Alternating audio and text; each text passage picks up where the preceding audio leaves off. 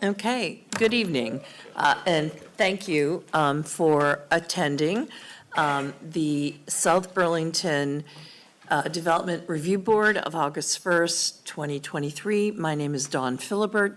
I'm the chair of the board, and I'd like to introduce other board members. John Moscatelli, Frank Kochman, and I think Quinn Mann is online. Do we have a quorum? Yep, you have 4. Stephanie's running a bit late. Okay, Stephanie should be here any minute. And Marla Keene and Marty Gillies are our staff members. And thank you for all coming. We are recording this meeting, and there are a number of ways of participating. You can either come in person, and you can attend virtually, or you can call in. And whatever way you attend, it's important that you register your participation by either signing the sign-up sheet at the back of the auditorium or on the chat function. Give us your contact information, and if you're calling in, you can email your contact information to mkeene@sbvt.gov, and that's Marla's email, so that we know you have participated should you wish to take any future action as a participant. So our first item of business is emergency evacuation procedures. In the event of an emergency, there are back doors at each corner of the auditorium. You would exit those and go either left or right, and you would be outside. Are there any additions, deletions, or changes in the order of agenda items? Nope. Are there any announcements? Last meeting, the board asked me for an update on the DRB vacancy. Jesse let me know that council has decided to combine posting the DRB vacancy with 2 other vacancies this month to do appointments in September, either at their September 5th meeting or the September 18th meeting.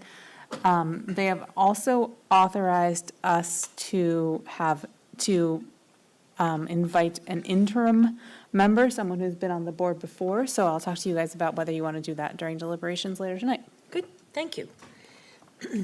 Any comments and questions from the public that are not related to the agenda? Hearing none, we'll move on to the first project. Agenda item number 5, site plan application SP 23031 of Craig Wielenga. Am I pronouncing that right? Wielenga. Wielenga, thank you, to amend a previously approved plan for 5,620 square feet for a 5,620 square foot place of worship. The amendment consists of fill removal exceeding 20 cubic yards and associated regrading for the purpose of stormwater management in the rear of the property and minor site improvements at 1250 Spear Street. Are there any recusals or disclosures related to this? Okay, who is here for the applicant? Yes. And your name? Craig. Craig. Yep. And are you the only person here for the applicant? No, got Art and Ed. Art and who? Ed. Ed, okay. Ed Darling. Okay, thank you. If we could get you all to sit up at the testimony table. There's 2 mics there, and if a third person wants to testify, you can stand at the podium. The mics, there's a little button that says push, and the light will turn from dull green to bright green, and you want to pull it very close to yourself. Could you all raise your right hand, please? I'm going to swear you in. Do you solemnly swear to tell the truth, the whole truth, and nothing but the truth under penalty of perjury? I do.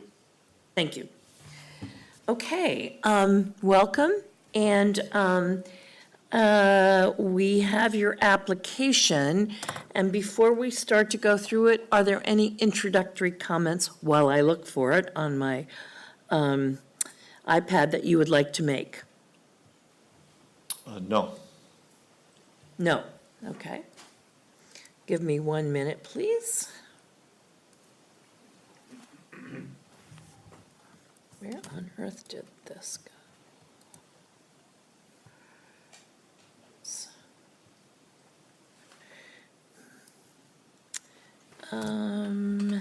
Okay. Hold on just a second. So what we have for this application, which happens but is not the most common, we actually, instead of a staff report, we have a draft findings of facts and conclusions of law. And we'll go through that and see if the board has any questions or comments, and then hopefully conclude the hearing and close the hearing. So my first comment is on the third paragraph, Marty. Is this yours, Marty? Yeah. I think there's based on testimony provided at the above-mentioned public hearing. I think it's a singular. Oh, sure, yep, thank you. And I don't think maybe I do have other comments. Any general comments or questions from the board before we move into the red comments from staff? Okay.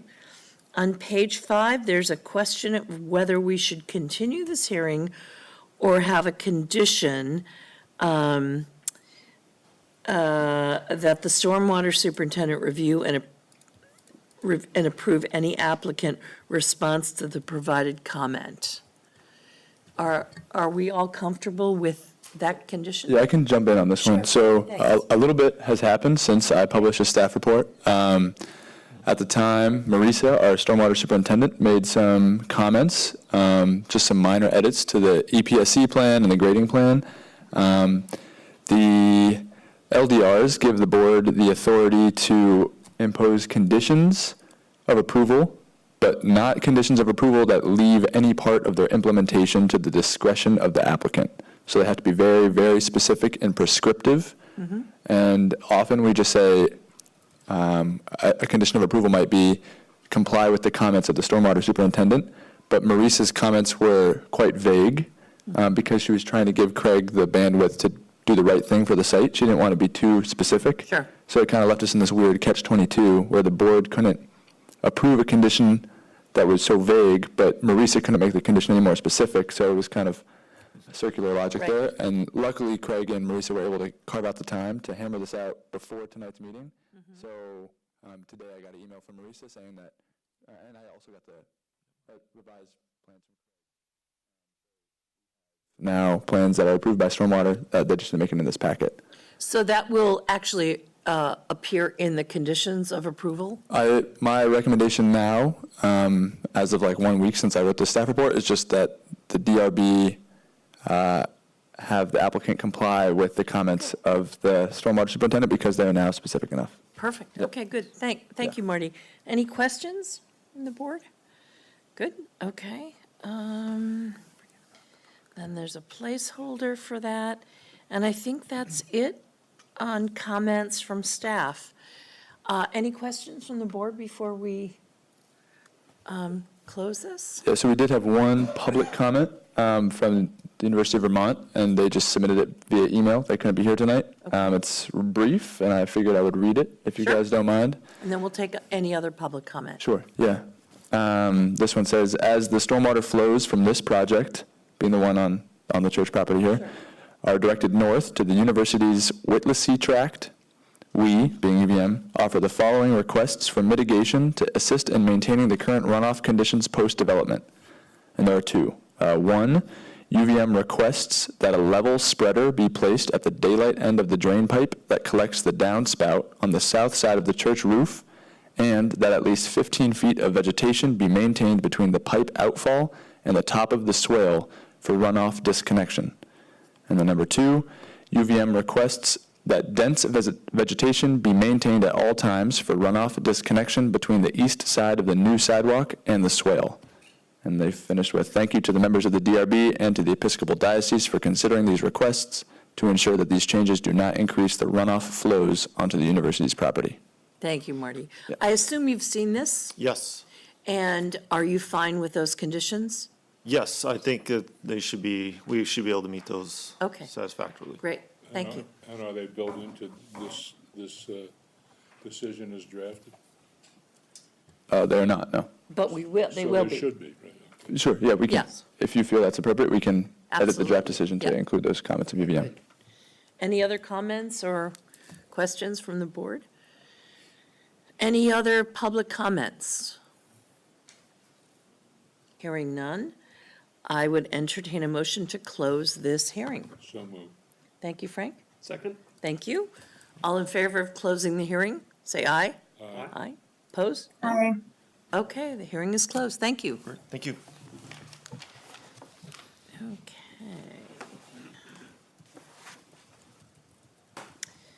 Next on the agenda, preliminary and final plat application SD 2311 of Casey Douglas to amend a previously approved 5.52 acre 6-unit planned unit development. The amendment consists of subdividing Lot 6, developed with a single-family home and barn, into two lots of .69 acres, Lot 6A, and .60 acres, Lot 6B, for the purpose of demolishing the existing family home and barn and constructing a new single-family dwelling on each lot at 1200 Dorset Street. So if you just bear with me while I find this on my iPad. Are there any disclosures or recusals? Hearing none, who is here for the applicant? A For the- familiar face, I might add. Too bad for you. I'm Dave Marshall from Civil Engineering Associates. And I believe remotely, we also have Casey Douglas, the applicant. Okay, I am here remotely, yes. okay, great. So, before we start going through the staff comments, which mostly are like, do you agree and can you comply with X, Y, and Z? Do you have any comments to make? No, we're very happy with moving through the staff comments. Okay, great. Thank you, Dave. All right, it's not numbered, but the first comment. Do you need to swear them in? We do. Thank you very much. I'm going to swear you in. Even better. And Casey, please. Thank you, John.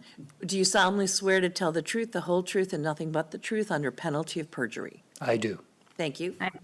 Thank you. Okay, I'm going to read this. Staff recommends the board include a condition that the development on each of the proposed lots meets the dimensional standards of the Southeast Quadrant Neighborhood Residential Zoning District. No issue there. Okay. Okay, moving on. I guess that was number one. Staff comment number two. I'm going to read this. Staff recommends the board direct the applicant to address the comments of the Department of Public Works Director prior to closing the hearing. And they're all there in the staff report. There will be a number of public works issues that come up subsequent to this one. So the answer is that's acceptable. Okay, We will work with Public Works to get them up to speed with what the plans indicate or don't indicate to allow that item to be addressed. thanks, Dave. So it sounds like we're not closing tonight, we're just concluding and continuing. Unless you, based on Marty's point in regards to conditions and openness or lack of openness, that's open as far as how the board would like to handle it. Okay. The applicant would love to have a closed hearing, but the reality is we need to make sure we're all on the same wavelength as far as the issues and we can provide appropriate information for the board. Great, okay, thank you. Number three is regarding the water pressure and ensuring the adequacy of water pressure. The staff recommendation is to work with the Director of Public Works and South Burlington Water Department Superintendent to ensure that water pressure will be adequate for the proposed homes. Not an issue. Actually, this subdivision is serviced by the Vermont National Country Club water distribution system that was specifically designed to handle the high elevation buildings. This is in the low elevation portion of the property. So the Public Works Director may not have understood that particular relationship because otherwise, just being serviced by the water tank across the street may put you right on the edge. So in this particular case, as part of the original subdivision of Paul Heald, there was an agreement with Vermont National Country Club to be serviced by their particular water system. Okay, good. Any questions, comments? I kind of have a question. Sorry to jump in where No, it's it's not my fine. turn, but is that a private water system or is that just like a booster? It's a booster that is a private system that is operated by the South Burlington Water Department. But it's municipal water. The water comes from the city of South Burlington, correct? I should learn more about that. Thanks, Dave. We're happy to fill in the blanks. All right. Yes, sure. Frank? Let's run through that one more time and say, the water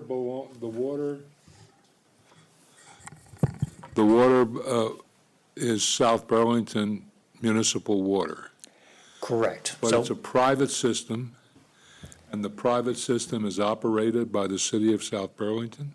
under contract, Who's the owner of the system? Vermont National Country Club, Highlands Residential Development. Okay. So the background, Frank, is before they raised the water tank on the street there, that the highest portions of the Vermont National Country Club did not have adequate pressure through standard distribution line feeds to that area. So in order to mitigate that, there was a proposed and ultimately permitted and constructed booster pump that takes the water from the municipal system, adds energy to it, pressure, and then redistributes it through the water distribution system in the streets.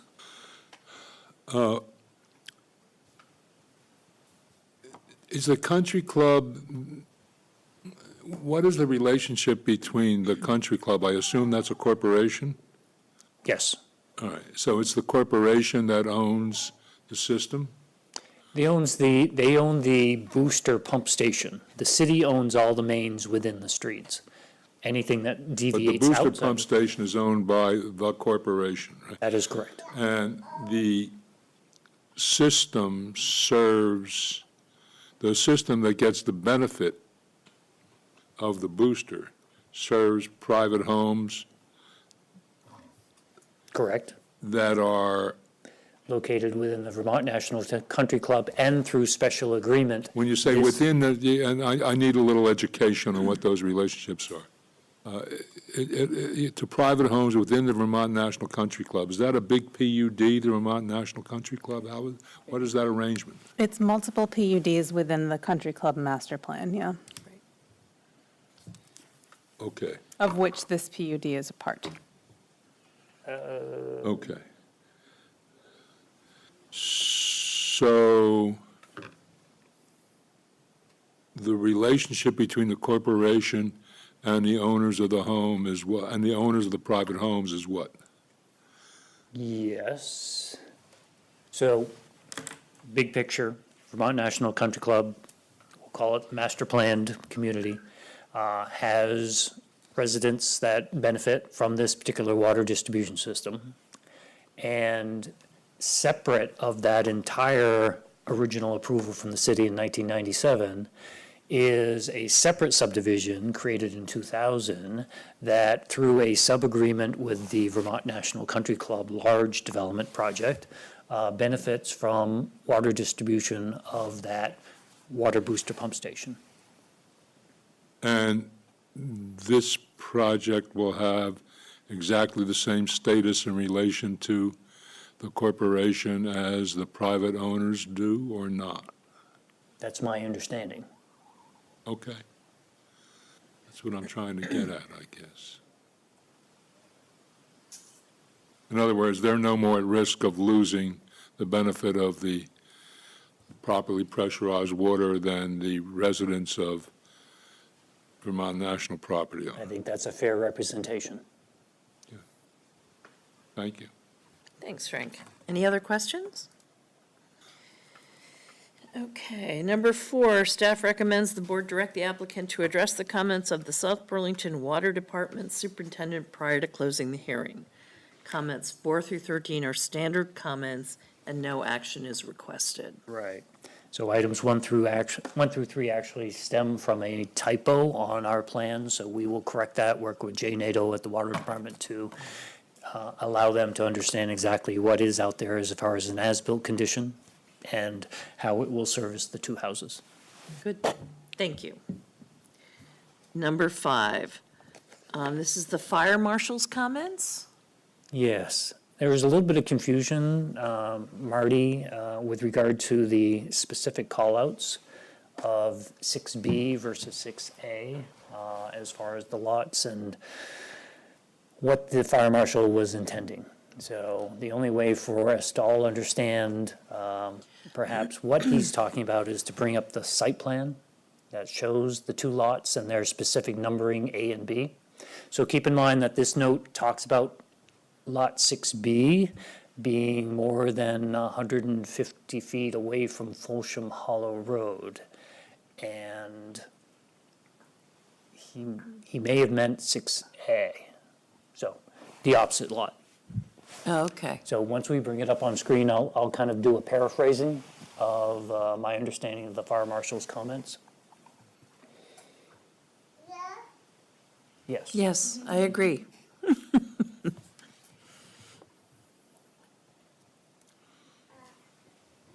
Okay, this one's kind of hard to read, but it is in the application package. Let me so try for that's- the other one with the aerial, but I'll pause it while it loads and Okay. then keep going. So in this particular case, Lot 6A is the northerly lot, and 6B is the southerly lot. And the fire marshal provides comments that indicated, first questioned whether the curving driveway was a common driveway. The plat plan actually shows that there's an access easement to enable the rear lot to access Folsham Hollow Road through that common component. And so there's a question of, hey, can I get my equipment back there? And then two, the next question was, well, 6B seems to be more than 650 feet away from Folsham Hollow Road, and Folsham Hollow includes the cul-de-sac that's before you. And we're actually wondering if Lot 6A, which is the north lot, is the one that seems to fit the bill better. So if it is, either way, we still need to talk to the fire marshal to come to agreement on how to address his NFPA 1 requirements as far as access, with the understanding and the frustration that if it wasn't for a common driveway, he would be able to respond either from Dorset Street or Folsham Hollow Road with some hose. But putting that aside, we will work through with the fire marshal on that particular item. Great, okay, thank you. I again have forgive my lack of understanding, what's a NFPA 13D sprinkler system? So National Fire Protection Association is a group that tries to create standards for application throughout the country as far as how to deal with emergency response, fire response. 13D is a type of sprinkler system. It's not like a commercial grade that's designed to protect both life and property. 13D is more, it knocks down the fire long enough to get people out, but it's not going to save your house. Let me short circuit it. So it's a sprinkler system like any other building sprinkler. It's in the house. Right? It is in the house. Okay, so when it's what's confusing is the lot. So any house built on the lot will need not the lot. It's not the lot that needs the sprinkler system. It's the building. the building. Okay. That is correct. And just for the sake of English, maybe we should specify that in the agreement. And it's Excuse me, in the permit, right? It's a widely accepted set of standards nationally. It is. Yes, it is. Yeah, I see Dave's point. I just did these quick little measurements. It's 75 feet to the home from the Folsham Hollow and 80 feet from the home to Dorset Street. So I think that they're thinking that they're going to have to access it via the driveway. So it makes sense, Dave's point that they should just talk to the fire marshal. It's probably the most expeditious Okay. way of scanning this You have a gap. little to-do list. Understood. Okay. Number 6, address the comments of the South Burlington Stormwater Superintendent. So this is probably the one we do take issue with. In the sketch plan application, the directive from the stormwater section was that if you were going to create more than 1.5 acre of impervious area on your subdivision, then you are obligated to comply with the requirements of section 13.05. Subsequent to that, the application morphed to the point where we started to describe it as an amendment to the PUD, which, in order to basically keep the housekeeping squared away, that's fine. Our frustration is that the actual wording in 1305 is when the applicant comes forward with a subdivision and amount of impervious area on their property is 13.05, more than half acre, then you need to comply with these rules.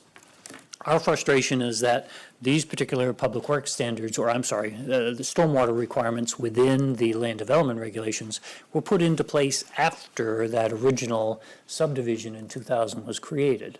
So we're feeling that we're getting penalized for after the fact, oh, by the way, you're part of a subdivision, and in this particular case, applying rules that weren't in place for the original subdivision to this little 1.2 acre piece. Well, wait a So minute, you're changing the subdivision.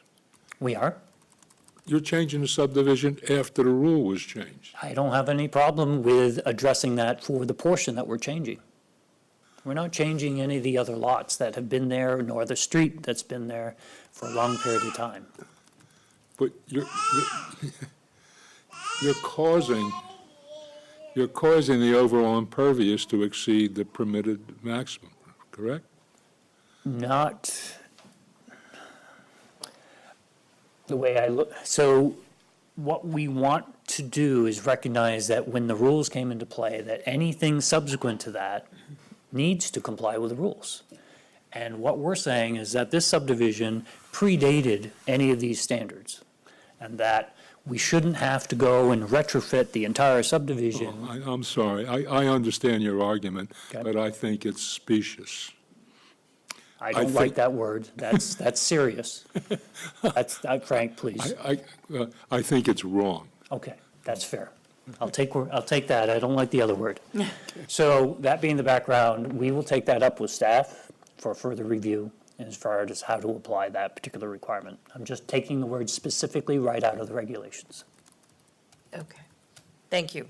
Any other questions about that? Thank you, Dave. Can I jump in for a second on that one? Sure. Just a clarifying point. So the way I read that is that the applicant is required to provide stormwater treatment for the entirety of new and redeveloped impervious just on lots 6A and 6B. Correct. Okay, and then you were mentioning the rest of this subdivision in the context of stormwater treatment? Correct, because the comments came back different in sketch plan. It basically said, if your project, the two-lot subdivision, has more than half acre, then you need to comply with 1305, which is fine. And we said at the time, well, we don't. We're not anywhere close to meeting that standard.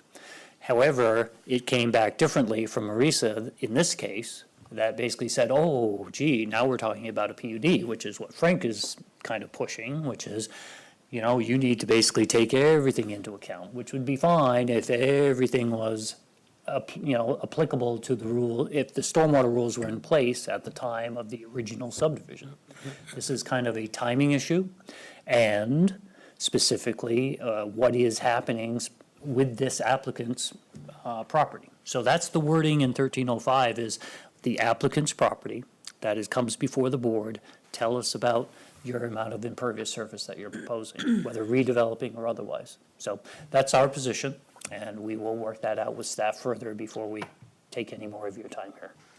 Thanks. I would point out that it's very common, particularly with environmental regulations, at the state level as well, that you get a pass on whatever conditions exist as of the date that a new regulation is passed. But when you make a change, you need to comply. And here, what I'm saying is you can't close one eye and pretend that this little subdivision within a subdivision is not a part of the whole. And he says, yes, you can. So let's see what kind of, how we can work this out, or how you can work this out with staff, and Yep. we will be seeing you again. Very good. Okay, let's see, oops, number 7. I'm going to read this. Staff recommends the board require the applicant to demonstrate how the required area of civic space or site amenity can be provided with the proposed subdivision by designation of such area on the proposed plans. Very good. So the question is this a 2-lot subdivision or a 7-lot subdivision? Gotcha. And now it becomes convenient to have it be a 7-lot subdivision. No, not really, but nonetheless, if we're talking about, so the regulations require that for each lot, you're required to provide 100 square feet of amenity space.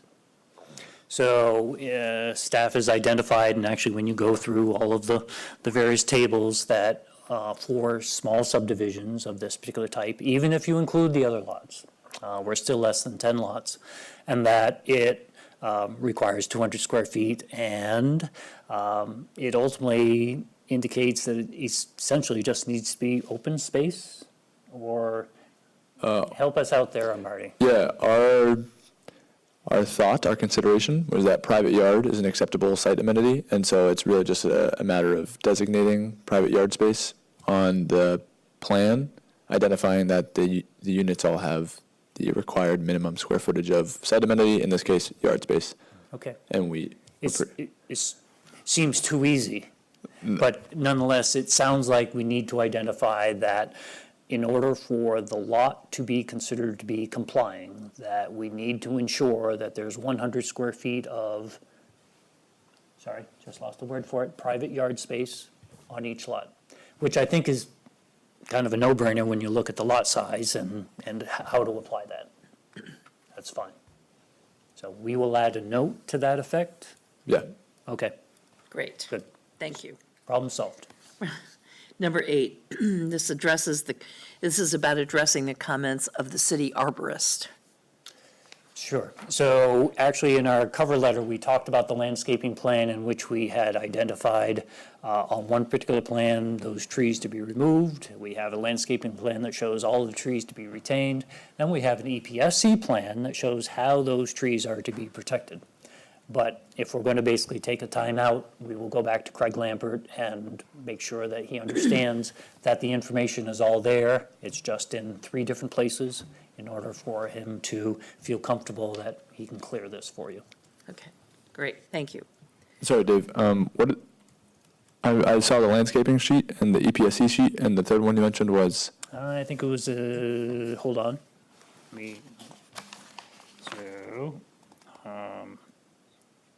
So sheet C 1.0 shows the existing trees with callouts and those to be removed. So you've got 3 sheets. C 1.0, 1.1 is the landscaping plan, which essentially is retaining, there's a lot of screening trees out there today that it shows all of those to be retained. And then specifically on the EPSC sheet, it shows those particular tree protections.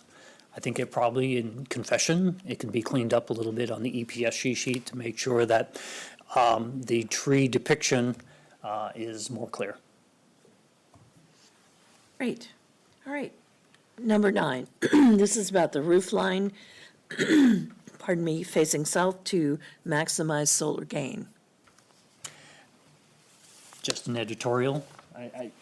Based on how the applicant worked with the board as far as how to orient the buildings in a way that makes sense with the fact that one of the buildings has frontage on 3 sides, I think that's fine. We're finding that in our work on solar that there are parts of the country that require that the roofs face west because they're interested in picking up the peak hour generation. And what that does is eliminates the need to store during the middle part of the day when the sun's coming directly out of the south. So just an editorial in regards, but your regulations specifically talk about or infer that it should be to the south. So in this particular case, the answer is easy, only because of the other requirements that we have within the LDRs. So the answer is it's a reluctant, yes, we can live with that condition. Okay, questions? I'm with the developer on this one, I think. I think that ought to be flexible for the developer's benefit. It doesn't seem to be a locked-in-stone benefit, is the point, right? Well, it does say orient to maximize solar gain potential. It doesn't say orient to the south. Good point. So there is some flexible language even within LDRs, and Okay. sometimes you wish for more definition here. I think as Marla may be pointing out, as Frank's pointing out, that as times change and we realize there have different goals in regards to how to deal with solar, that perhaps that statement allows for that. So we're open, only if our buildings were oriented differently, we might be having a bigger discussion. We're at the whim of the board as far as how you would like to handle that. Okay. Thank you. So the next, pardon me, couple of comments relate to the architecture. I'm going to read number 10. Staff recommends the board require the applicant to enumerate to what characteristics of the conceptual homes the applicant proposes to commit in order to ensure future compliance with this criterion. And I know Mark, our architect, is not here with us tonight, but this is really about getting more specific about what we can count on for you to do. Right. So within the application package, there were some likenesses. Some of them will actually represent the applicant's proposed home. So in this particular case, one of them represents essentially what, if everything were to go well as far as approvals, that you would see constructed. The second home, the southerly lot, 6B, is one that doesn't have any immediate plans. And in this particular case, what we've tried to do is identify at least the character, and the specific question is as well, Dave, what specifically are you willing to Commit to. be committed, maybe, but no, commit to. And we did that with the specific callouts on that particular graphic, for example, as far as features that we were looking to ensure that anything, any future building would include those particular characteristics. Can you clarify which is the one that's what they actually intend to build and which is the one that is a conceptual one? So Or are you saying both are conceptual? 6A is more, how do we want to say it? I don't want to say more real, but is probably more representative of ultimately when a zoning permit would be submitted, that's what you would see it as part of the application. Okay, but neither is a full commitment. They're both conceptual to a greater or less degree. I would love to say yes to gain flexibility, but at the same time, we also want to bring closure to this issue for the board. So that's where, again, I apologize for being a civil engineer, but my brain stops at the outside of the building. So I wish Mark were here to give me more support in regards to exactly how we want to work our way through the vertical components of these structures to make sure that the goals and intents of the southeast quadrant are being met. So that's the statement. I don't know if I have a real answer for you yet, other than the fact that the call-outs specifically are things that we are committing to, and that's why the application's materials reflect those specific pieces of information. We do have floor plans that technically are required as part of the submittal. Again, kind of wondering how you wanted to understand what's going on inside the building, but that's an editorial. We'll move on from that. But again, in order to complete the application, though, that information is in there. Marla, let me understand. The application before us is strictly for the subdivision of the lots, right? So let's, hypothetically, we say, yes, go ahead and subdivide.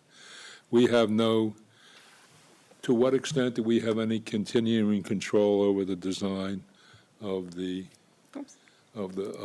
houses themselves? I think that's what we're trying to So sort out. that's these standards about relationship of structures to the site, harmonious relationship to the terrain, pattern and rhythm, architectural features, privacy, and I guess that's it.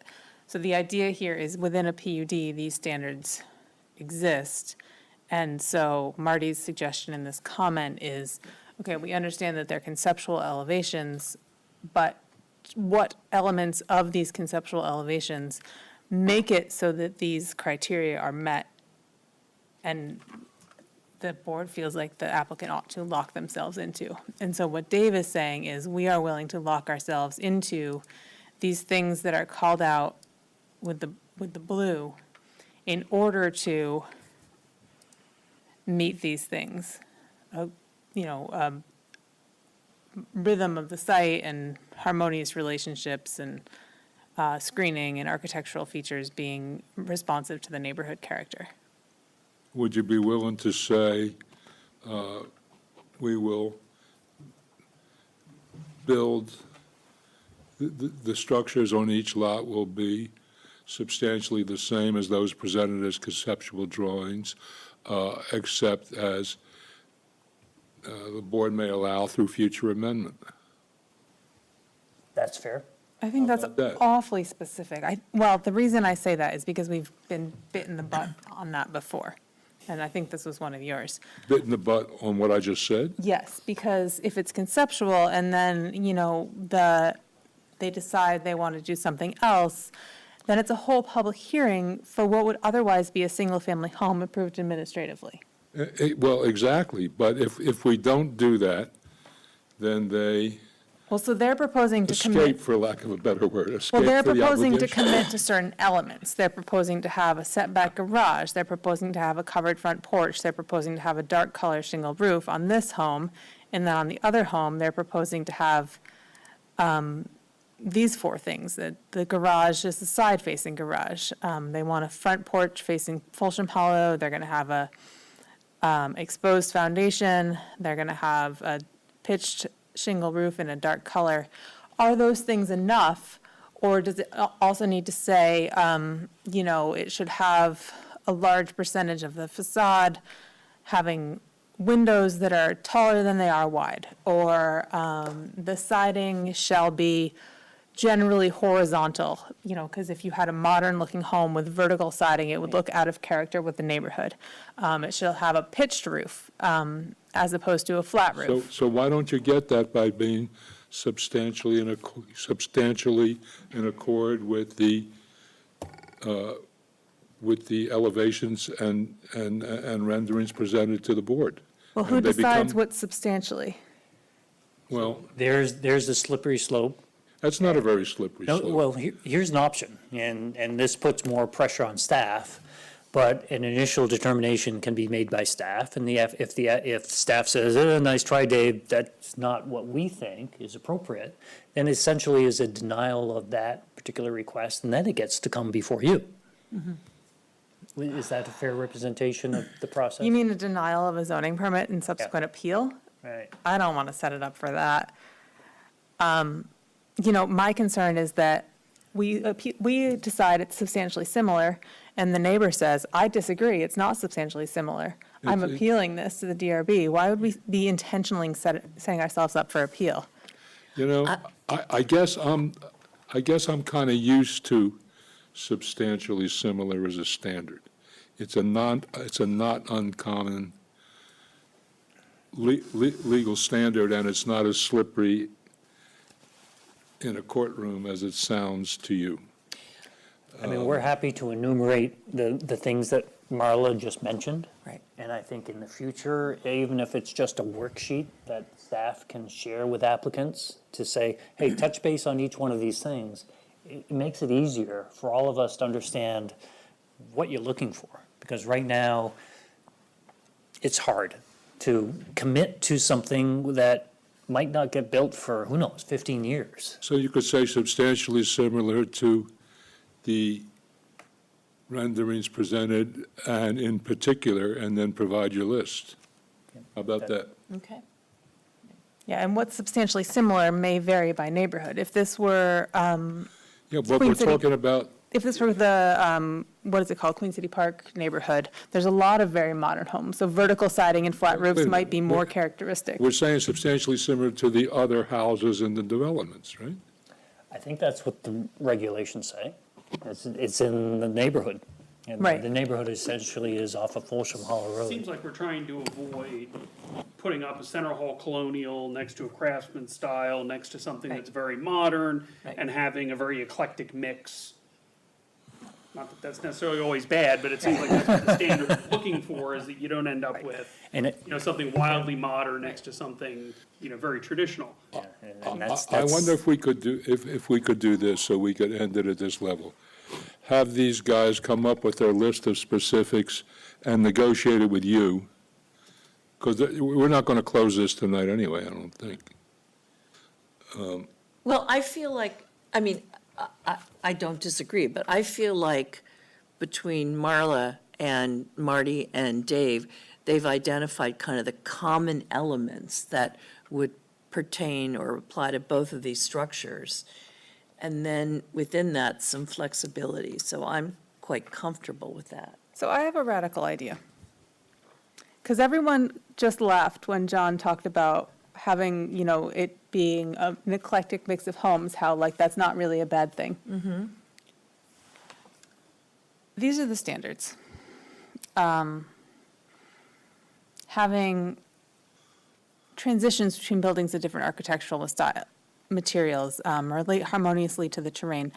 Is it fair to say that a single-family home is sufficiently similar to an adjacent single-family home that nothing more needs to be said? This is a totally radical idea, but if it's a single-family home, how dramatically different can it be from any other single-family home? Very.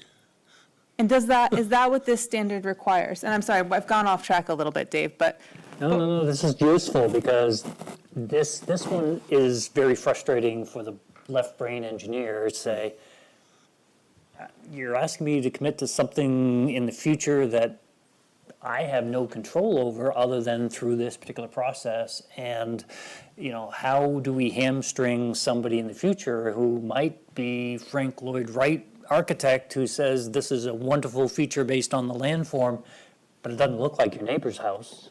right, and does that, and my question is that what's required? Is it required under this LDR to make the houses look like the neighbor's houses? Or is it being a single-family home sufficiently Enough. similar? And is that a question we should throw back to the planning board? Well, I guess it depends on your interpretation of these rules in front of you When I now. read that, and I'm a different kind of engineer, I have, I would look at that and think, wow, we really ought to have an architect. Is your mic on for Quinn?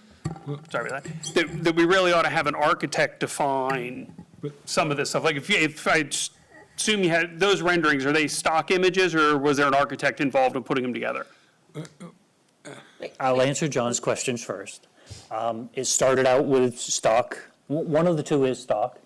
The first one for Lot 6A, the northerly one, is one that is now being developed by an architect. Because I'm just thinking, you could probably have your architect look at it and come up with some typical architectural features. And they'd probably get into stuff that we're not thinking about right now with fascia and soffits and overhangs Peaks and and- fenestration and all kinds of stuff like that. And Mark would probably agree that that's how you should define it. And that might be a way to do it, is just have your architect say, anything that we build is going to be in this style. And I But- think that works well for Lot 6A. 6B doesn't have an architect. Or if you were in a situation where there were no architects involved at all, other than the left-brain civil engineer, trying to draw lines for a subdivision, it's like, well, how do we create the character, how do we describe the character of this neighborhood that isn't even there perhaps yet? Right. Frank, I know you wanted to say something. Well, keep in mind, it's up to us to interpret the meaning of the language. In other words, it's our judgment. It's our discretion. What is harmonious is not a precise scientific or expert judgment. It's committed to our discretion because that's the position we occupy under the legal structure we're in. So when it says proposed structure shall be, in the opinion of the DRB, unfortunately, and sometimes to the regret of the developer, harmoniously, related harmoniously to themselves as terrain and the surrounding buildings, or the existing buildings. And that's why I come back to my first point. We see something, we've seen something, we like it. It looks harmonious to us. Let's say, make it like that, or come back and ask for a change to show us something else that's harmonious. To me, it's not, rather than a list of elements, you know? I'm following your lead only because But, you know, get to I- do the heavy lifting as far as at least But- providing an interpretation. And then out of all that, once we understand what your expectations are, then our job is to fill that. And right now, this is one that seems to it's been batted around. So let's move on to number 11, because I'm frankly not clear how this is all that different from number 10.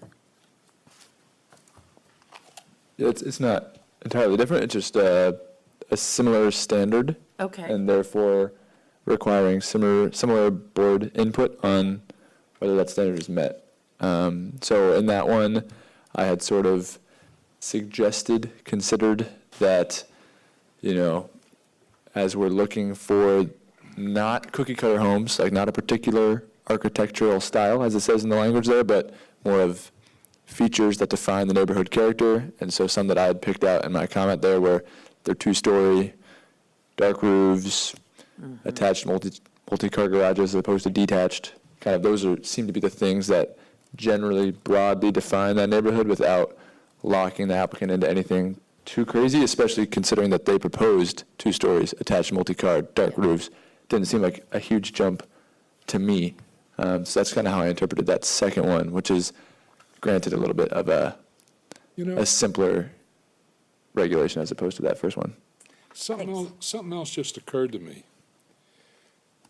You know, the conditions shall, you know, you'll comply with this language, proposed structure shall be related harmoniously, then you come for the zoning permit, and the initial judgment, looking at it, I'm withdrawing what I said before, the initial judgment is the zoning administrator's judgment. Well, your permit says it's got to relate harmoniously, blah, blah, blah, and the rest of that. And the zoning administrator thinks it does, so the zoning administrator issues a permit, and that's that.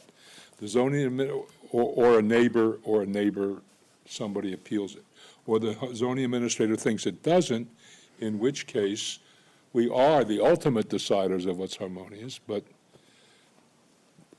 from an efficiency standpoint, and I don't think it does any violence to the ordinance to say the first call is the zoning administrators. The requirements that are relate harmoniously, the judgment in the first instance lies with Marty or whoever's in his shoes, and the appeal is to us. How's that sit with you? The standard says the Development Review Board, though, does it not? Well, look, either you lock in now, and we say it relates harmoniously, and you got to come to us to amend it. I'm trying to give you a way out of that. What, if I Fine, may, you know. what I'm hearing Frank say is that, you know, the most basic zoning regulations are, you know, front yard, side yard, rear yard setbacks, height of the building, lot coverage, building coverage. And what I'm seeing here is an extension of those particular standards with more detail that basically says, well, beyond just what the location and shape and height of the building is, we also want to make sure that there's these other features that are embedded into your application when you come for a building/zoning permit. And this is what we want you to comply with. And so I'm following Frank's lead, which is, well, it puts a lot of pressure on the zoning administrator to basically interpret, you know, what's happening in the neighborhood and whether or not this particular proposal that's before them for a building permit/zoning permit is indeed compliant with the rules. Back in the days when everything was left in easy numbers, it was an easier job. When you now ask for some sort of subjective component, which, again, people are strong and weak depending on how you want to interpret something, is the challenge. And that's why I think staff has always said, gee, Dave, can you at least write something down to give us a little bit more framework on how a future application would come before the zoning administrator? So That's kind of my take on how things have evolved and how they could either be straightforward, put everything in the zoning administrator's court determine that it complies with the LDRs, or is it one with a little bit more framework based on what the creator of the subdivision is willing to commit to? So I have a suggestion. We know we're not going to close tonight.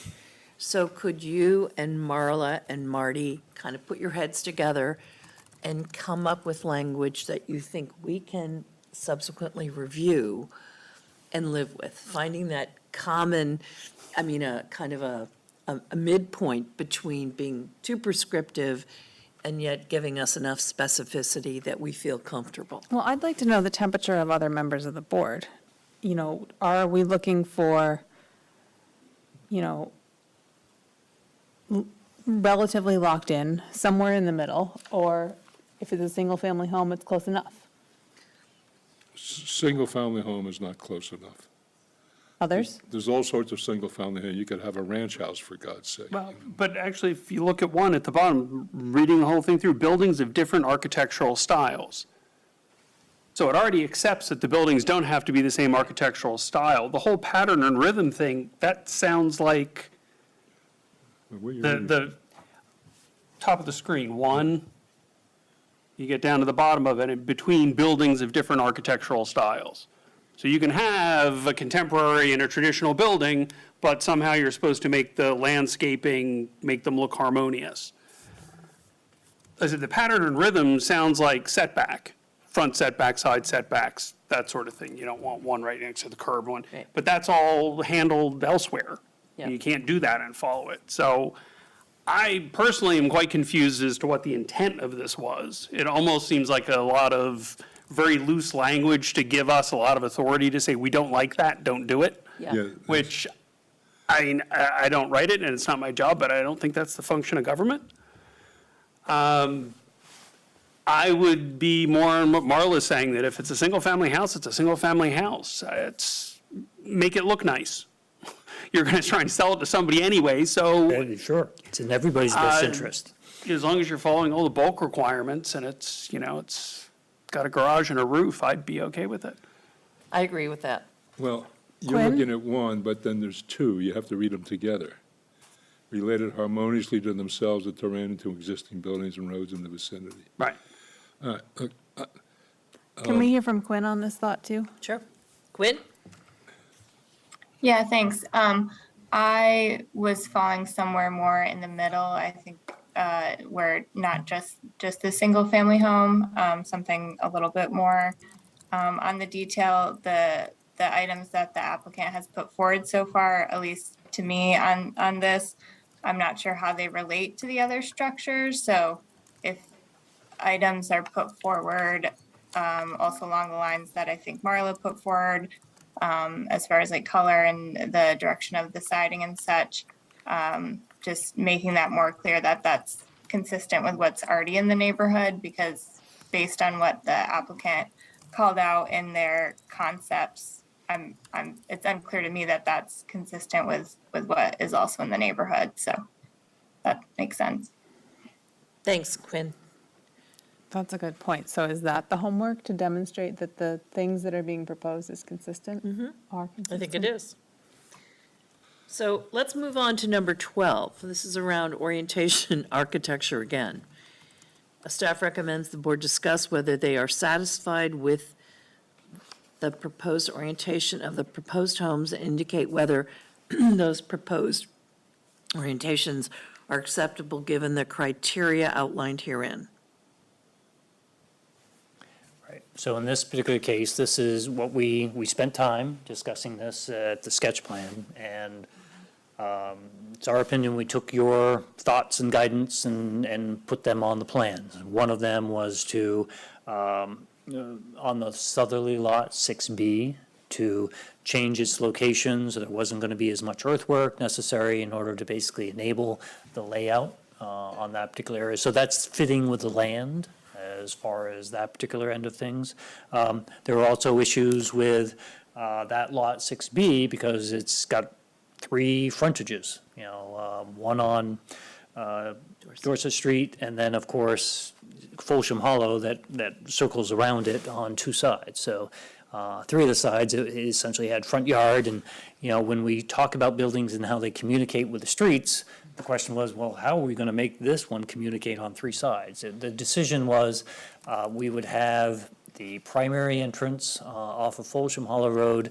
We would create basically a backyard porch that communicated with Dorset Street and the recreation path, and that the existing landscaping on the south side essentially was a wonderful screen, and that we wouldn't try to do anything on that side of the building. So that's what we took out of the sketch plan hearing as far as the concepts, and that's what we've embodied into that particular layout. And this would be one of those commitments we need to basically write down is beyond what the site plan might be able to say, but it would be good in writing to identify those as specific features for that particular building. Thank you. Comments, questions? Well, it may be far too late to say it, but I've noticed on Dorset Street how many buildings there are with their back porches facing Dorset Street, and I don't think it's particularly attractive. But that's what we've required. We've required or allowed?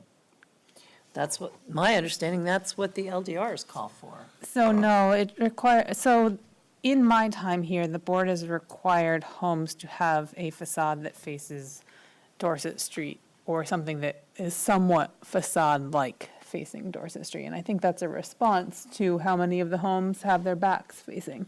Yeah, so the question I had for you is, I see a little bit of green along Dorset Street. Is that just the color you just decided to use to outline the lot, or is that vegetation? Is that some kind of screening? So the yellow, it may look green on your screen, just represents the property lines, Frank. But there are for this ortho photo, there are a lot of trees either with green or black shadowing based on the direction of the sun that are all existing, and if they're depicted on this particular plan, those are the ones to be retained. How high is that going to be, the green? Is it going to amount to a buffer? In other words, is it going to shield the back porch from visibility on Dorset Street, or candidly not? No. Probably not. So there's one deciduous tree between the street and that backyard area. And I guess the question is my understanding is that going back even before Marla was one of the goals was communication. You wanted to be able to sit on your back porch and when somebody walked by on the recreation path, be able to say hello. So That's not what's happening on Dorset Street. I'm just saying that was the goal. And that's essentially what is created here. So hiding the building from Dorset Street doesn't seem to be consistent with that particular communication component. So that's at least my take and experience in working with the city since they adopted the traditional neighborhood design I approaches. won't take more time. I don't think the board's precedent would allow for making that any kind of determinative objection. I Okay, just- I'm just our experience. Okay. Any other comments before we move on to 13?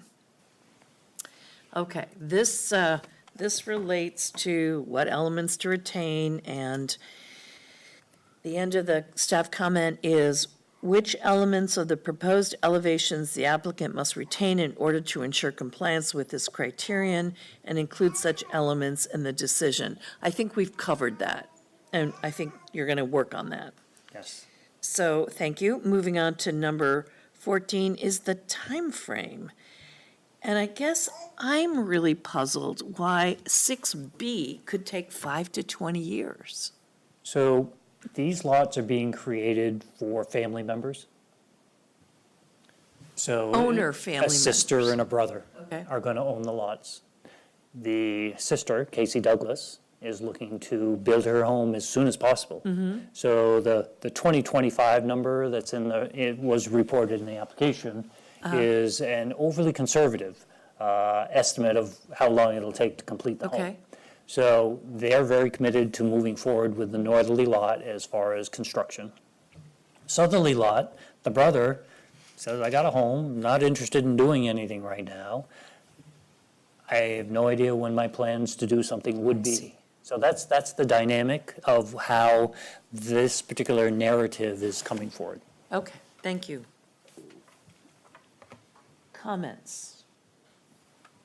On that particular point.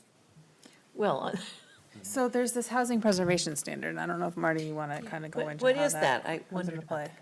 It's new, new and improved. Not that new. So if I can paraphrase, and maybe I shouldn't, but Marty and Marla probably are more close to this as possible. The goal is to basically make sure that we're not tearing down buildings and losing housing stock and converting them into things that aren't consistent with the overall goals of the city. So in this particular case, there is a home that is falling down. That is essentially condemned, but at the same time, the rules specifically say, hey, it doesn't matter whether it was the previous owner's lack of maintenance of the building or this one.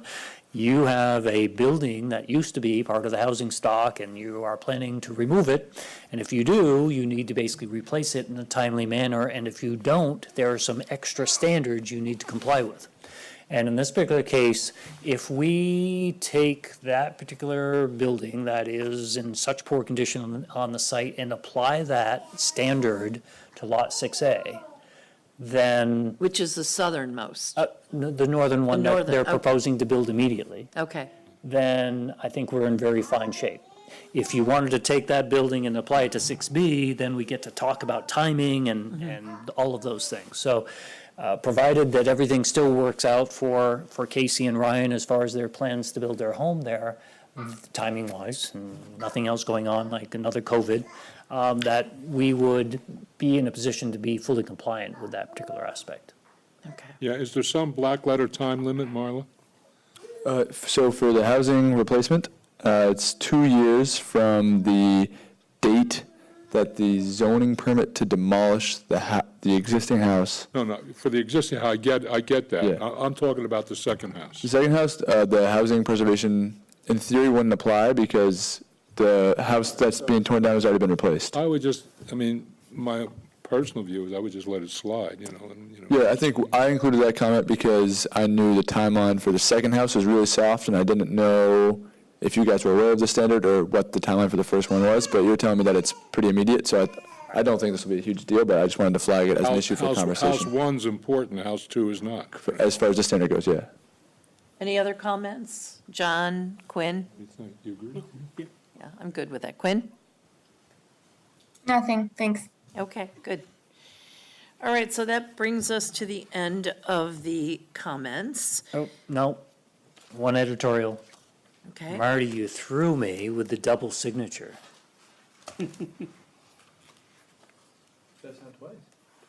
So keep going. Oh, go back. oh, oh, you're right. There's this, and then there's another comment. Okay, So I went through and reviewed the staff report and came to Marty's signature, and it's like, okay, that's it. And Casey calls me up and says, what is this last page? And it's like, what are you talking about? number 14. Okay, let me read it. Staff recommends the board discuss the feasibility of this It's the same. standard. I think it's just the same page one in and there the same. twice. It's the It same basically comment? is- It's an Okay. additional information that was inserted. Is it, or is it just the same page twice? It's a different comment. No, Yep. Yep, I'm sorry. it's a different comment. To be honest, this is my first time compiling the packet with Marla out of the office. Okay, So I got a little bit of a, staff Now, the recommends. next question is, does that apply to this application, or is that carried over from a previous version that you were modifying? I don't even see the one you're talking about. Let I'm me just looking read at- it, let me read it. Staff recommends the board discuss the feasibility of this standard relating to construction timing and phasing, standard timeline with the applicant, and further discuss the possibility of an extended timeline for, this seems like it was a previous comment. Yeah, It's on page 22 of the PDF. yeah, I think it's Yeah. a older version of what became the final version of Okay, 14. Yeah. easy to do.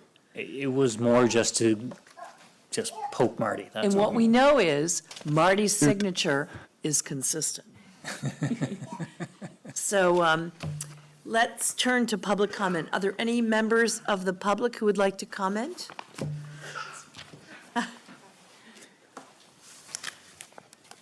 You can use the podium. If you push the button, it'll turn from dull green to bright green. Thank you. My name is Dana DeSano, and I am here tonight with my husband, James Rustad, and our son.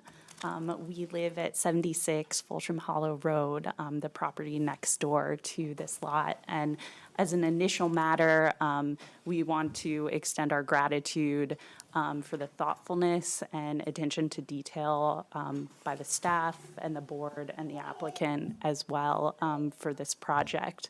Our comment and request has to deal with privacy and landscaping. We live at the bottom of a pretty steep slope, and I understand from reviewing the pictures that there are some large trees that are going to be removed as part of this, and given that the first floor and the backyard area of the proposed home is going to be looking into essentially our second floor bedroom areas, it would be our request that there be some sort of landscaping screening at the top of the slope. We're in a difficult position being at the bottom of the slope. You know, putting in a hedge, it's not Yep. going to have that screening effect. Sure. So that is our respectful request to the board and the applicant. Okay, thank you. Is that something that you can fold into this? I think it's important for Casey to be able to speak with you as far as neighborly thing. Okay. For the engineer, it's like, oh, what do the regulations say? Do you know Casey? Hi, yes, our intent would definitely be to put a fence up. I talked with Dave a little bit in the past about what is allowed fence-wise. But we obviously want to have as much privacy as well.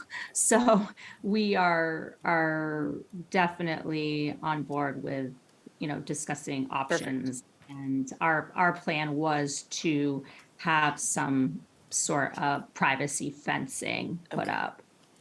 All right, so we'll let you guys work it out. So Dana and Casey, we have both of your contact information. If you want to reach out to Marty, he can kind of put you together. Because if you guys kind of signed in and then we have Casey's contact, we can make that connection. Good. Thank you. Thank you. Since this is coming back, is this something we should see what they settle on and then work that into the application? There are no standards requiring privacy screening between single-family homes, a single-family home, and I think the grade change here is like a different factor, but generally speaking, like, we don't require a single-family home to buffer itself from another single-family home. They're the same land use, they should be fine next to each other. So the weird grade thing is sort of unique to this two parcels, and therefore I think there is no standard that the DRB would regulate this by. The best course of action may be for the two landowners just to sort it out. Okay. Okay, are there any other public comments? All right, so it sounds like we're headed to continuing this. What would be a date for continuing? I guess that's to you. We've got the first Tuesday in September, and then we also got 2 weeks after that, September 16th. The first week in September works fine. If you had offered something 2 weeks from now, it's like, whoa, that's a lot of coordination to get together with Yeah, public. no, and we staff. can't do that anyways, but. No. So revised materials are due 2 weeks before the next meeting. So we'd need your materials in 3 weeks, because it's Middle a of 5 August. Tuesday month. So you'd have 3 weeks to get your stuff No, together. that's manageable. And then the September 6th is a Wednesday. I don't know if that matters to you. It's cool. As long as you're here. Okay. So I would entertain a motion to continue this application to hear it again on September 6th, 2023. So moved. Thank you, Frank. Any second? Second? Second. Thank you, John. All in favor? Aye. Aye? Aye. Opposed? No? Carried. Thank you for your time. Thank you, Dave. Yeah. Okay, I guess we have minutes. Do. Let me see. Sorry. Pardon? You pushed from last time, so I'm going to pressure you to Okay. think about it today. All right, minutes of July 20th and July 18th. June 20th. June, sorry, and July 18th. Any changes to the minutes? I wasn't here for July 18th, so I don't know if we can do them separately. I didn't review them or the meeting, so So do you feel uncomfortable voting for them? I just haven't read them, nor was Okay. I here. Let's so do I them don't think separately. June 20th, all in favor of approving the minutes from June 20th, say aye. Aye. Aye. Opposed? No? July 18th, all in favor? Aye. Aye. Say aye. Okay, opposed? No? All right, they're carried. Good. Any other business? Okay, that concludes tonight's meeting, and we are now going into deliberative session. So we're going to keep